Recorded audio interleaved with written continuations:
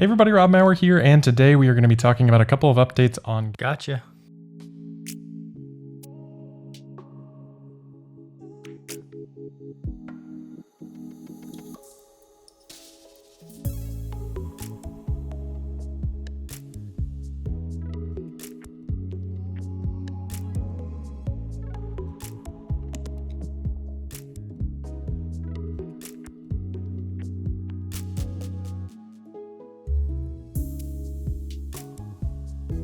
Welcome to Electrified. It's your host, Dylan Loomis. So first up today, we have the president of the Tesla Hawaii Club that was on a call last night sharing some ways if anybody out there wants to help some of the members over in Hawaii from the wildfires. One of the best vacations I ever had was actually in Maui. I came across this, so I'll put these links below if any of you have the means and feel compelled to help. Bringing everybody up to speed, Canada is only getting Model 3 and Ys now from China because Tesla wants to keep all of the inventory from Fremont for the United States for tax credits. Because of that, there have been some changes like lower range figures as well as the inability to order the white interior. But now there is some hope. We have some white interior models showing up in inventory across Canada, Eastern and Western, just not an option yet on the design studio, but hopefully it's coming. Racewood shared this photo of the Cybertruck apparently towing with a light bar on the front, perhaps an accessory from Tesla, and this odd 52 on the side. Some were speculating maybe that's how many Cybertrucks there are. That's not too far-fetched, but I don't know what to make of that, to be honest. We got the Tesla China production numbers for July. That was 80,345. I saw some people talking about how it was about 16,000 units more than the wholesale figure. But if you go back to October of 2022, which was also a first month of the quarter, they also saw about 16,000 extra units produced.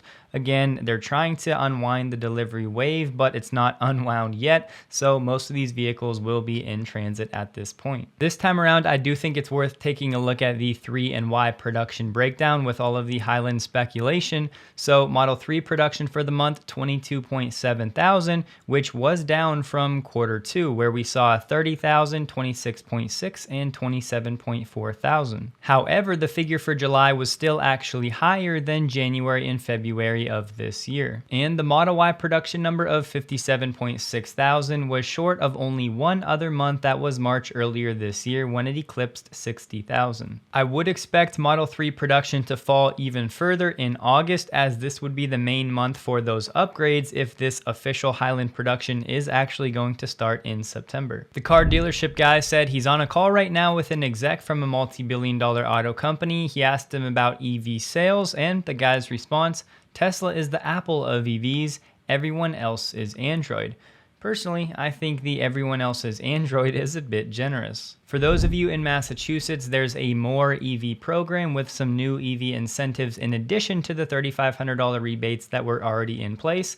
We're talking about point of sale rebates for participating dealers and a $3,500 rebate for used EVs. Of course, if you qualify, look into it if you're interested. The California Public Utilities Commission has officially voted and granted Waymo and Cruise the ability to operate robotaxis 24/7 for fared rides in San Francisco. This makes San Francisco the first city in the world to have two companies offering fully operational paid autonomous taxi services and puts autonomous vehicles on the fast track toward widespread use in California. Again, I think widespread use is a bit premature, but more on that in a second. Essentially, before this ruling, there were time and use restrictions, but now anybody that downloads the apps can now use this service 24/7. But of course, it can't go out of certain parts of San Francisco because the companies have not yet mapped those areas. And Cruise and Waymo both said they don't plan on immediately adding new vehicles to the network, but they'll slowly increase their fleets. So yes, absolutely, this is a win for the autonomous industry. However, it's not going to roll out without backlash from public officials and, of course, the public themselves. This has been a huge public nightmare, and even if they are allowed to expand their operations, I think you're going to continually see negative public sentiment. Groups are going to continue to rally, and they're going to now create YouTube channels to continually rat out the behavior of cars when it turns out to be not very productive and or unsafe. And so it's kind of surprising that Cruise and Waymo are pushing so hard in San Francisco, because clearly it's not just the city officials, but the public is not crazy about this car. And even if they do win the vote, I do not see smooth sailing ahead. As we've said on the channel many times before, it's definitely going to be a bumpy ride, but it's one of those situations everybody just has to keep their eyes on the prize, where we do have autonomous vehicles that are actually safer than humans, and we can start to reduce the annual death toll from vehicle accidents. So just be prepared for the negativity and the pushback, but this really is a landmark approval and will absolutely help to pave the way for Tesla once they get to the point of rolling out their robotaxi network, however they may choose to do so.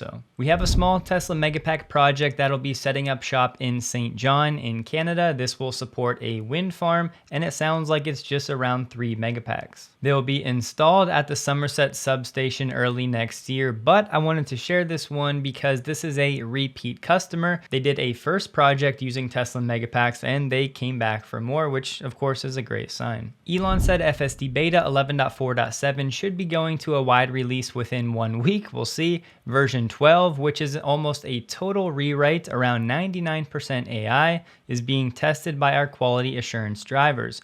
Too much new code to go to the public yet, but it's mind-blowing IMO. Boy, would I love to be Creed right now. Quality assurance. No, but I'm getting close. Mexico Now reported that Tesla has requested environmental permits for the construction of a warehouse, and this project represents an estimated investment of $90 million, and of course the factory eventually will be about a $5 billion investment. I'll say it again, I'd be surprised if we don't see an official celebratory groundbreaking at Giga Mexico in the next month. We've talked a fair amount about being in the chasm on the adoption curve after the early adopters, but right before that early majority. The EV market share in January of this year was 7.1%, and fast forward through the first 6 months of this year, and it sits at exactly the same 7.1%. So for the first half of this year, we've essentially flatlined. Honestly though, I think part of the problem is this chart right here. No one else is really stepping up to offer affordable, attractive EVs outside of Tesla.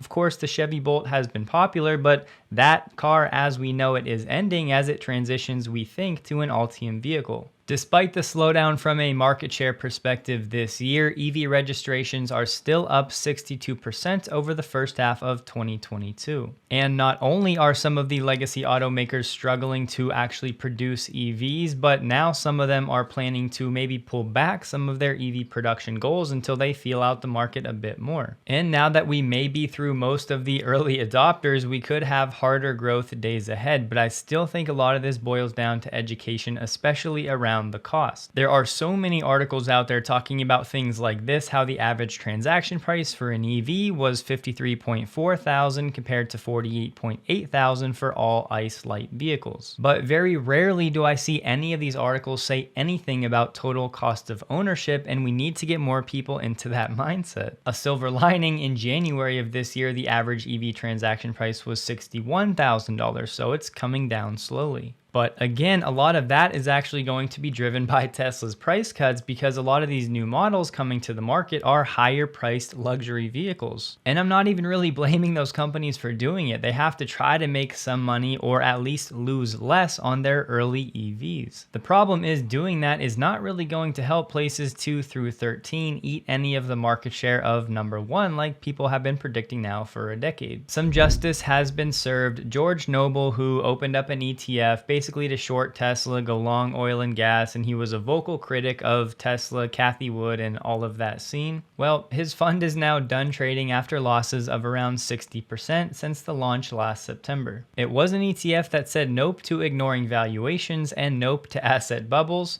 Well, now the market said nope to betting against Tesla. Have to give a tip of the cap to Jim Farley for what he's been up to this week, traveling around the country in an F-150 Lightning using the Electrify America America chargers and meeting with some Ford customers to learn what Ford can do better. This right here is exactly what Legacy Auto needs to do. And you can call it a publicity stunt, but it really does seem like Farley's trying to do the right thing for his shareholders, his customers, and his employees. A quick blurb from RJ Scaringe on Rivian's deal with Tesla for the NACS. He said there's not any data transfer built into the relationship. It's a charging relationship whereby our customers will access the network and ultimately pay for the charging, and that will flow from us through to Tesla, making the point that the partnership with Tesla will not impact the way Rivian customers' payment info and data is processed. You can find me on X and Instagram linked below. Hope you guys have a wonderful and a safe weekend. Please like the video if you did, and a huge thank you to all of my Patreon supporters.